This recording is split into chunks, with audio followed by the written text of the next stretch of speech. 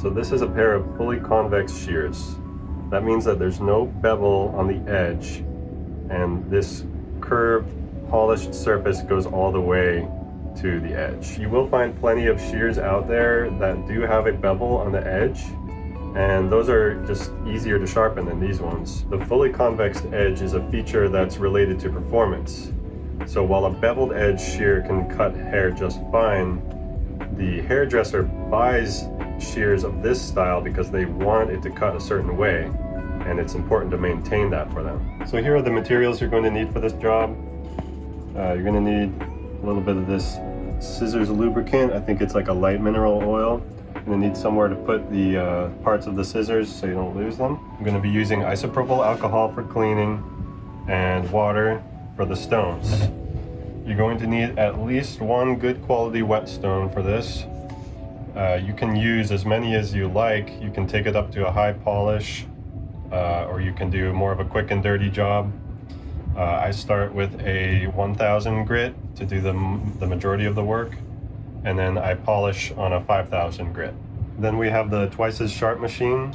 This is not the standard twice as sharp machine. This is the Ukami Gold model. It has the diamond CBN wheel. I think it's 600 grit, if I'm not mistaken. And then a felt polishing wheel on the other side. And we'll be using this Ukami Gold compound for the polishing step.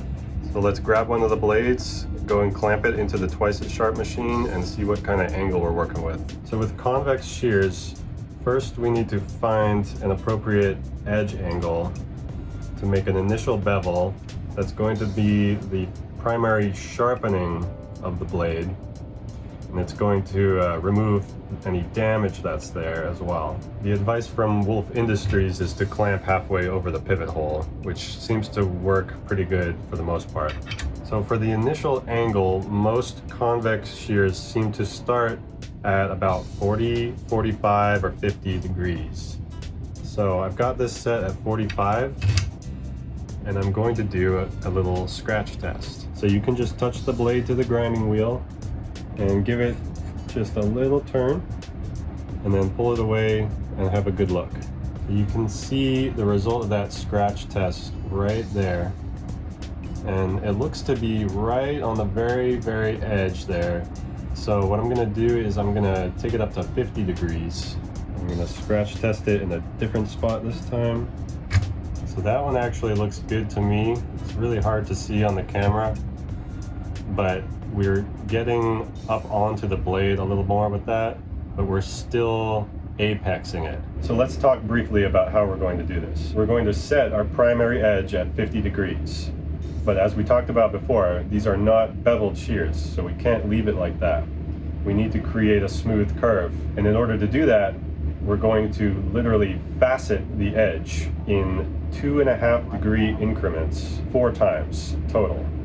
So we're going to grind the primary edge, then we're going to increase the angle by 2.5 degrees, do a very light grind, and then repeat that process 2 more times until we have literally a faceted edge going with the curve. Then we're going to deburr and hone the inside line on our whetstones, and then the final step for each blade will be polishing that faceted edge back into a smooth curve. And for the polishing process, we're going to start at the angle that we finished at for the grinding process, and then we're only going to do one additional polishing angle, which will be 5 degrees lower than that angle. Because the polishing wheel is soft and has some give to it, we can just polish it at 2 angles and use a little bit of pressure, and it's going to hit the whole curve that we want and smooth it out. So now let's grind the primary edge.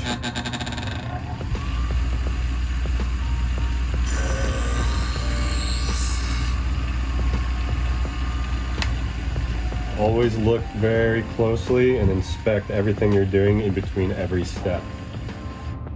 So the initial grind looks like this. This is the only step in the grinding process where you can use normal pressure.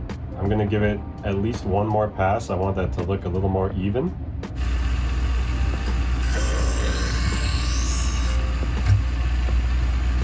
And you should also be feeling for a burr on the other side of the edge after every pass.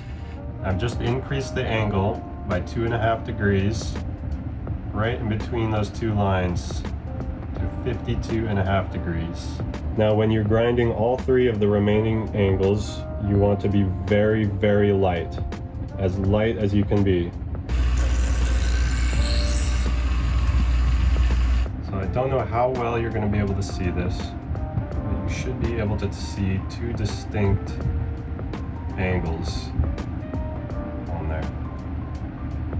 Now we're doing 55 degrees.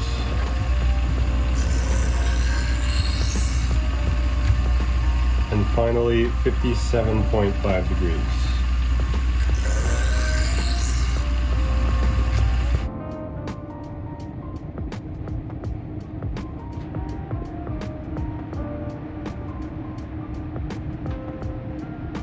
So now that that's done, we can hone the inside line. So let's spray down the stone very thoroughly. I like to just use my hand to make sure there's no debris on the stone. Now before we start honing the inside line, we need to remove the burr that we created. And in order to do that, I like to put the blade off of the edge of the stone and bring it back towards me like so.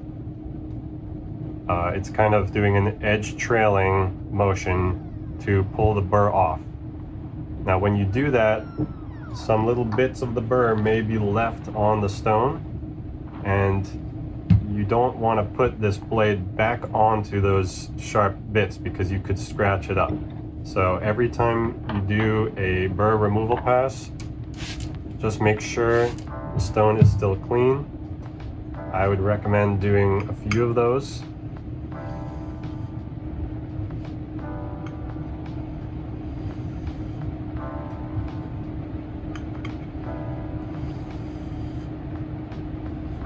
So once you're satisfied the burr has been removed, it's time to start honing. One good way of doing it is making sure you put a finger or two on top of the pivot hole, and that's going to be where you're controlling most of the movement. Then you can add fingers to the blade as necessary. The goal here is that you're making contact with every part of the inside line. It's also important when you stop to leave the blade where it is and lift it up clean. Once you're satisfied that your inside line is even, you can then do any additional polishing steps that you want to do. I love using this 5000 grit stone because it does take it to what seems to be a mirror polish on the inside. That line is looking real nice and shiny to me. And on to the next step. So we can clamp it back in normally, exactly how we left it.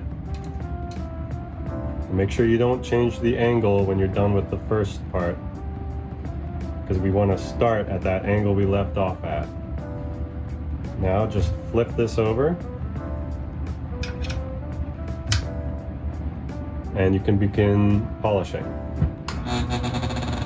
So you're going to want to use a lot of compound for this, and we're going to do it many times. I find the number I like is to do 5 applications of the compound. Use it all up 5 times at each angle. That's going to give you a good polish.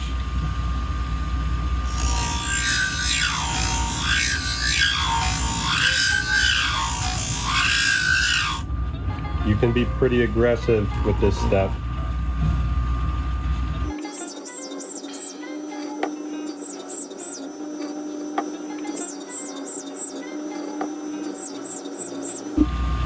Now, as we talked about before, we're going to adjust our angle to the second angle that we did in the grinding process.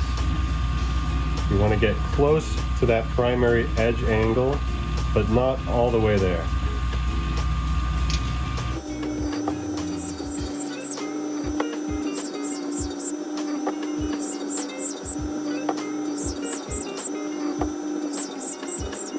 And this blade is now completely done. And now I'm going to repeat all the same exact steps with the other blade. Sometimes the angle is exactly the same on each blade, but sometimes it's not. So make sure you still do a scratch test and you make sure that you're hitting the right angles.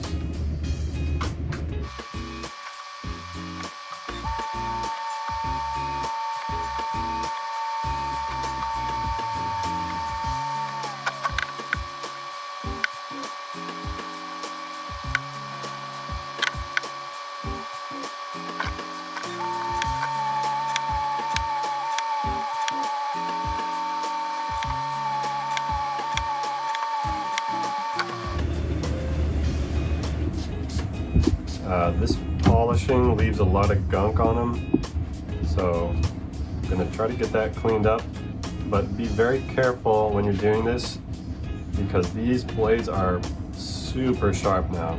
I mean, we're talking like push cutting through paper and everything. And here we can see a nice smooth convex edge. It's all polished and blended. And it's looking good. The easiest way is to put this screw in first, and then you can lay it down. It's a good idea to add a little bit of oil,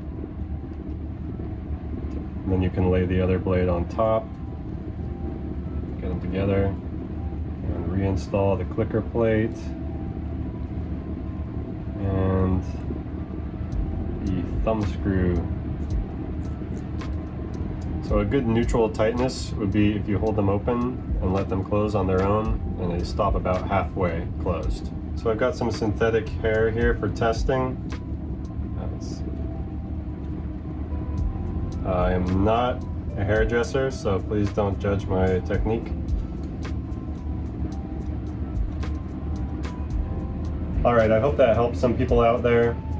This method is kind of the middle of the road in terms of how thorough you can be. There are better machines you can use, like a flat hone machine, where you can really get in there and manually convex the shear. Wolf Industries does make a convexing clamp to use with the twice as sharp that you can use to do more manual convexing. But I actually tried it and didn't really like the way it works, and I prefer this incremental angle changing method because I'm just really happy with the results all the time. And I've personally fixed a lot of issues with clients' scissors that are caused by poor sharpening. And with this method that I just went through, I've been able to fix a lot of these issues and make a lot of customers very happy with the results. Let me know in the comments down below if you guys have any questions. I'm always happy to talk sharpening with you guys. And I really appreciate all the feedback I've been getting on these videos. I'm just so happy they're helping some people out there, and they're helping me learn as I go as well. Thanks for watching, and I'll see you in the next one.